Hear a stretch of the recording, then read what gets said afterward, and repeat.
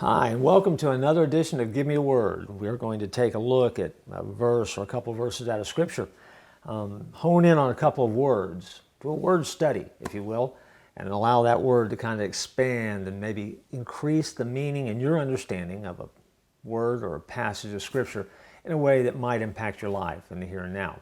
And so today we go to Hebrews chapter 11. It is the roll call of faith, the faith hall of fame, if you will, verses 17 through 19, as it begins talking about Abraham. It says this, "By faith Abraham, when he was tried, offered up Isaac. And he that received the promises offered up his only begotten son, of whom it was said, that in Isaac shall your seed be called, according that God was able to raise him up from the dead." Using the King James there, setting the tone for basically the story of Abraham that if you hang out in church at all, you're probably familiar with.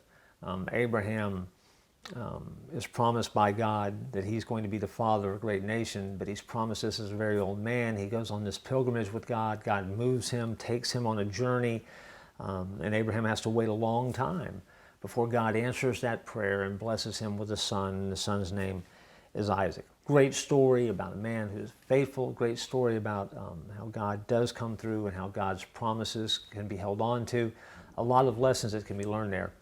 But in Hebrews chapter 11, verse 17, the writer of Hebrews kind of takes that account that we have back in the Old Testament and explains a little bit more. He says, "By faith Abraham, when he was tried, offered up Isaac." And the reason that I stuck with this version of Scripture is because of the word tried. The verse tells us that God tried Abraham on that day on Mount Moriah when he commanded him to offer up Isaac on the altar. The word tried comes from a Greek word, paradiso, and I'm sure I mispronounced that badly, but paradiso, which describes an intense examination that is done to prove the fitness of someone or something. For example, that was the process. That was the word that was used to describe the process that would take and look for the impurities in metal in the ancient world. They would be tested to see if the impurities were there, or if they weren't there, they would find that the metal would be strong and durable because it would be tested under pressure. That word also is used to describe a person who would be testing coins to determine whether the coins were real, whether they were fake, whether they were counterfeit, or whether they were actually currency that could be used. Again, that was the word that was used there. In New Testament times, counterfeits often look very similar to the real thing. And so this word had a lot of meaning. By the time that Hebrews was written, it was a word that was not picked by accident. It was very much an art form, if you would, to really try and test something. And so the word, as it describes the process of testing, in Hebrews lets us know that Abraham was tested by God. The fact is, God already knew that Abraham's faith was sound and real. Abraham had proved that, and because we know this about God, he knows our hearts. And so you have to ask yourself the question, when you read a verse like that, our first reaction is to go, man, I don't want to be tested by God. God, why do you have to test me? God, haven't I proved myself? What's this test about? And I think that it forces us to come face to face with understanding a little bit about the nature of God and a little bit about ourselves.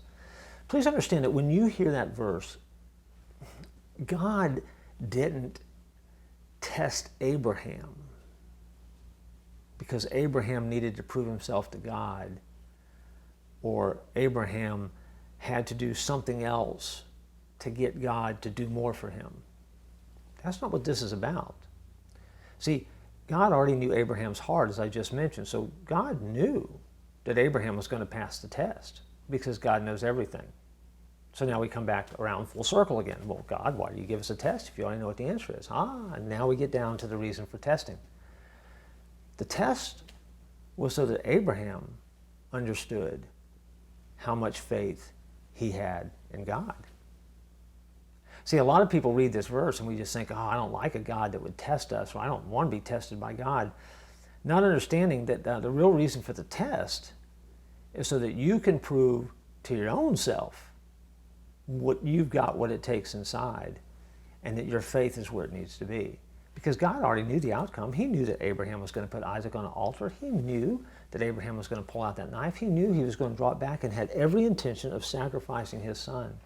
And Abraham had a great faith that God could do whatever he needed to do to make the situation work for the bigness. This was not about God.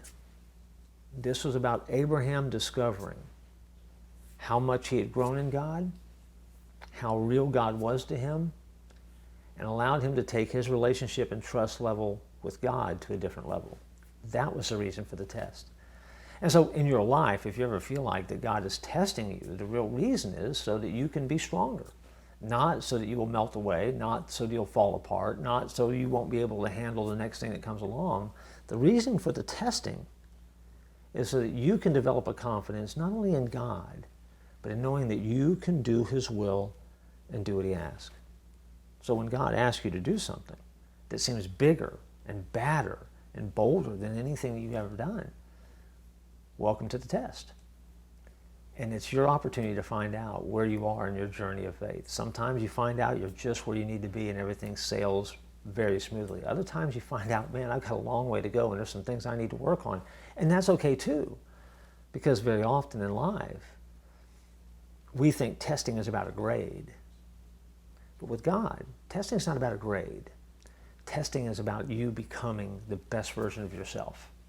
And so when you read that passage in Hebrews, keep that in mind next time when you hear or see how God tested Abraham.